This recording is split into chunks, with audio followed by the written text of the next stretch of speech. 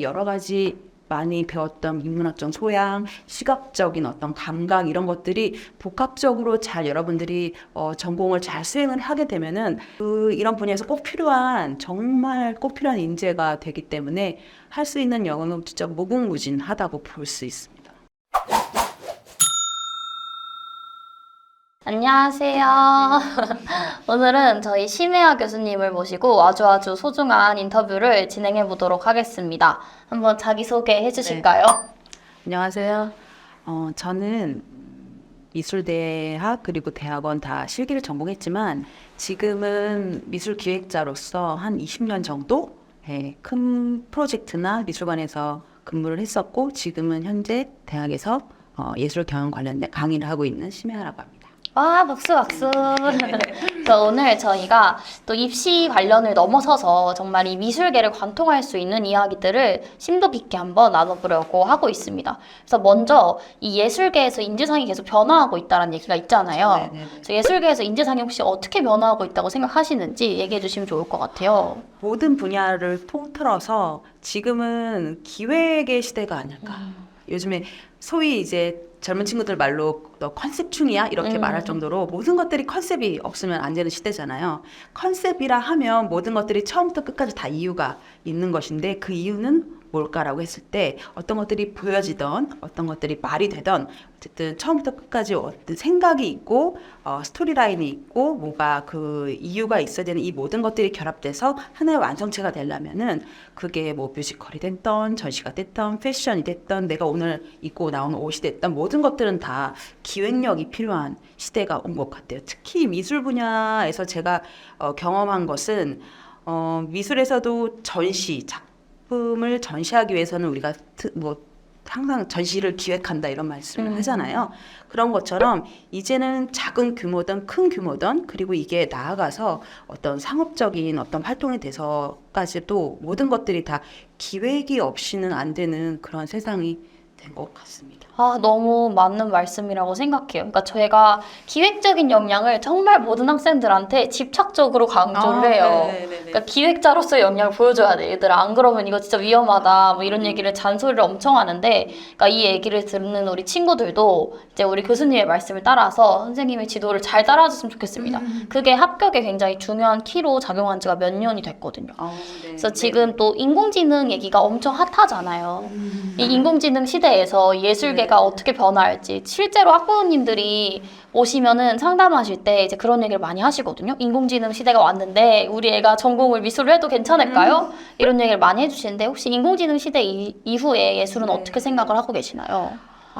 그렇다면 더더군다나 미술대가 됐던 예술대가 온 것이 더 다행이죠.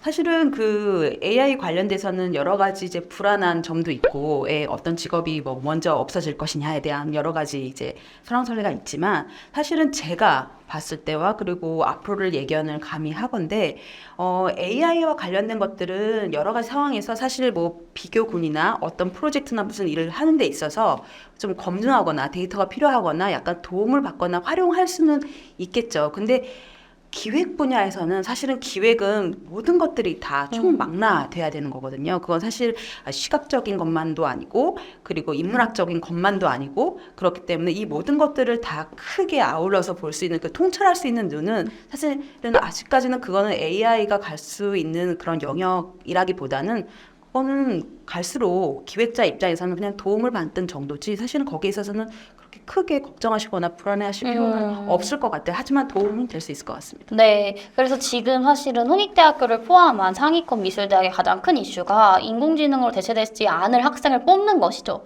그리고 그런 학생을 양성하고자 노력하는 거라고 보이거든요.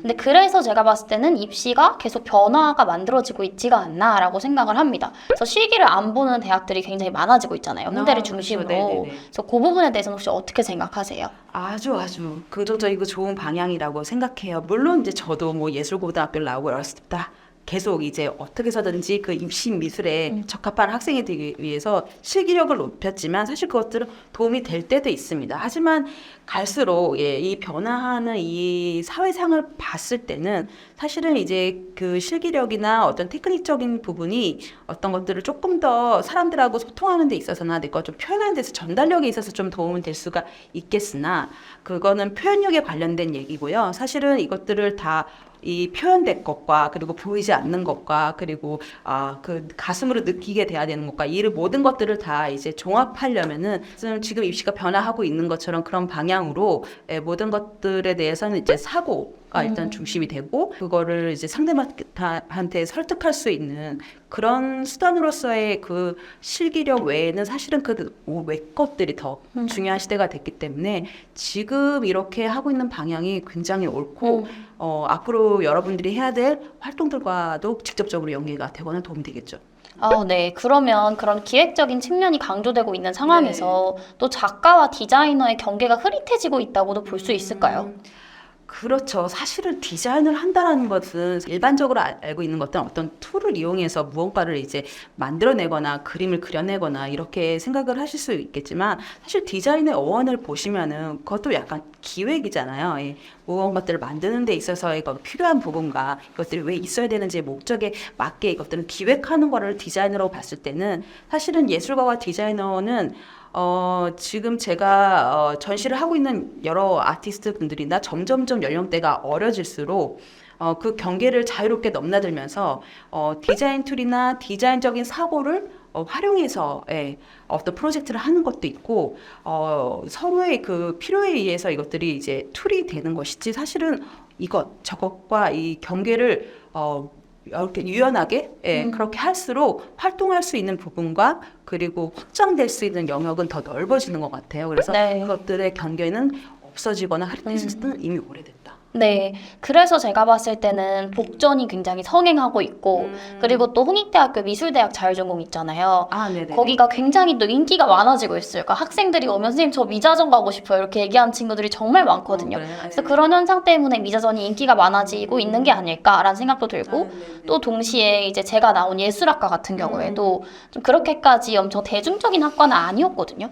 근데 요새 들어서 굉장히 대중적인 학과로 소프트웨어적으로 인기가 많아지고 있고 또 홍익대학교는 예술학과가 예전부터 있었지만 다른 뭐 동덕여대라든지 다른 여대 라인에서도 그런 문화예술 경영이나 뭐 큐레이터나 뭐 이런 쪽의 학과를 확충하고 있는 상황이거든요. 그래서 혹시 그런 과를 준비하고 있는 친구들한테 그런 좀 미술 이론 관련된 과를 나오면 어떤 일들을 할 수 있는지 한번 소개해 주실 수 있을까요? 뭐 너무나 많아서 어떻게 나열을 해야 될지 모르겠지만 막연하게 그런 학과를 나오면은 미술 교육 쪽이나 아니면은 이제 미술관 같은 데에서 학예사 그러니까 이제 어떤 것들을 연구하고 뭐 보존하거나 작품에 대해서 알리고 이런 것들에 국한돼서 생각하실 수도 있을 것 같아요. 예를 들면 에듀케이터나 아니면 큐레이터나 아니면 근데 그런 부분보다는 훨씬 더 할 수 있는 영역이 굉장히 많습니다. 왜냐하면 요즘에는 여러 분야들이 서로 이제 그 협력하고 협업하고 여러분들이 뭐 좋아하는 뭐 콜라보레이션 이런 것처럼 그런 것들은 사실 어떤 굿즈를 만들고 어떤 브랜드와 아티스트와의 그런 결합뿐만이 아니라 여러 가지 다른 분야 간에서 학제 간에서 서로 이제 서로 도움이 필요하고 이런 데 있어서는 사실은 이 전공을 하게 되면은 이 영역과 다른 영역을 연결해주는 그런 중간 매개자로서 역할을 할 수 있는 분야들이 너무너무 많거든요. 이것들은 어떤 직업군으로 나누기에는 정말로 많죠. 예를 들면은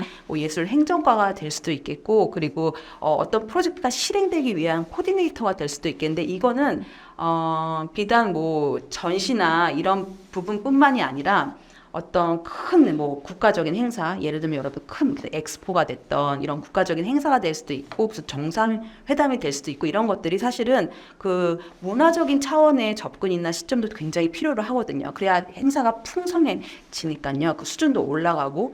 근데 이런 것들이 필요한 분야들이 너무나 많아요. 그러니까 다른 산업 분야든 어떤 이제 큰 무슨 기업이 됐던 어떤 학교가 됐던 어떤 프로젝트가 됐던 어떤 봉사활동이 됐던 이런 것들이 아니면 영화가 됐던 그래서 그런 부분에 있어서는 이런데 우리가 이런 학교에서 이런 전공을 했을 때 여러 가지 많이 배웠던 인문학적 소양, 시각적인 어떤 감각 이런 것들이 복합적으로 잘 여러분들이 전공을 잘 수행을 하게 되면은 이런 분야에서 꼭 필요한 정말 꼭 필요한 인재가 되기 때문에 할 수 있는 영역은 진짜 무궁무진하다고 볼 수 있습니다.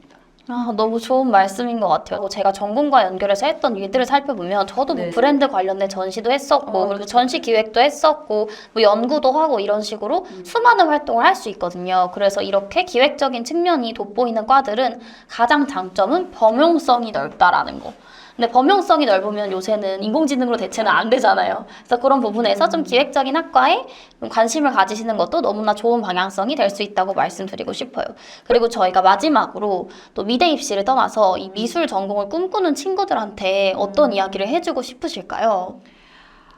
미술은 이제 뭐 예술 안에서 미술은 특히나 너무나 이제 매력적인 분야이긴 한데 우리가 어찌 됐던 간에 어떤 분야, 뭐 음식을 만들던 아니면 학생들을 가르치던 약간 그 크리에이티브라는 것은 사실은 굉장히 중요한 영역이잖아요. 어쨌든 저희 사람으로 태어나서 할 수 있는 오롯이 그런 오롯한 영역이기도 한데 그런 데 있어서 이 미술 대학에서는 여러분들이 다양한 그런 경험들 속에서 전시를 보거나 아니면 전시 직접 만들거나 아니면 내 머릿속에서 이것과 이것을 결합해서 새로운 것들을 창작해내거나 생산할 수 있는 그런 창작자의 활동 중에서는 그 미술대에서 할 수 있는 그 여러 가지 경험들은 앞으로 여러분들이 다른 분야로 나아가던 간에 그 가장 아주 보석이 되고 가장 그 도움이 많이 될 수 있는 그런 분야이기 때문에 저는 그 어떤 직업을 할 수 있나요? 이 직업을 하기 위해서는 어떤 대학을 가야만 하나요? 이런 질문 속에서는 오히려 거꾸로 묻고 싶은 거는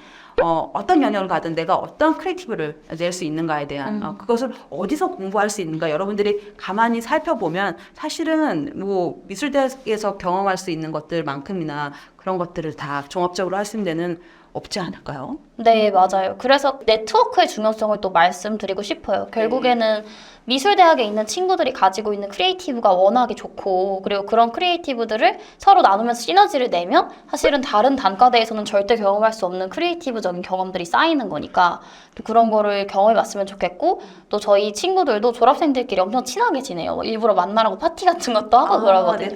근데 제발 그렇게 해서 우리끼리 작업을 잘 해보자 이런 목표를 가지고 또 열심히 소통하고 있으니까 또 잘 준비해서 좋은 친구들과 소통할 수 있는 기회를 얻었으면 하는 마음이 큽니다.